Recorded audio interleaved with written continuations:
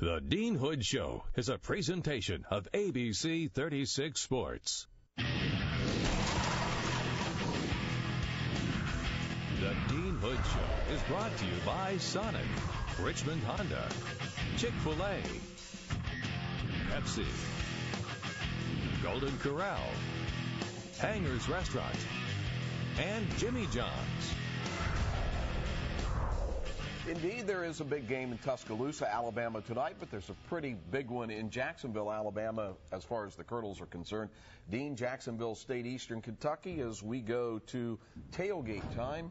What do you think about the Gamecocks? They're 5-3, you're 5-3. Jack Crow in his 12th year, the series tied at 4. Everything is even statistically as we roll the highlights last year. They were number 2 in the country, would have ascended to number 1, and you beat them. So this is going to be wild today. Yeah, I think it's two very similar teams, very evenly matched, and it's going to be a ball game where guys are going to have to make plays in the fourth quarter, as it was a year ago, to win the game. You have the jet sweep, and Jet throws it to Orlando Harris, who's out for the year. There's Cody Blanchard, backup quarterback last year. Knowles has a return. You guys had the big plays against them in a game that was crazy in the middle section of the game with a lot of points. Yeah, right there in the middle, man. It was fast and furious, but, we had guys there today with a big return and good play on the option and no scoring, so we were very fortunate to make some big plays in that game. 49-37 last year. The Colonel checklist brings us back to today's game.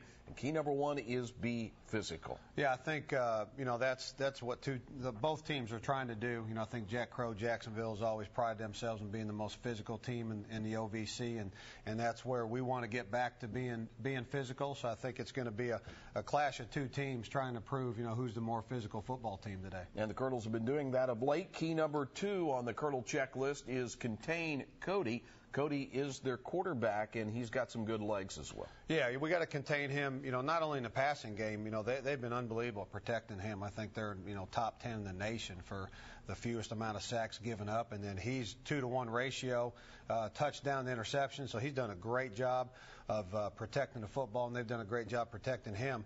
But we got to contain him in the passing game, try to get some pressure on him as well as in the running game. He's a lot like the SEMO quarterback where he runs the ball very well in their option game. And the third key on the Colonel checklist for a victory over Jacksonville State is punt for first downs. Yeah, as great a player as Cody is, he's also their punter, which that's a difficult thing to do, is be the number 1 punter on your football team and your quarterback.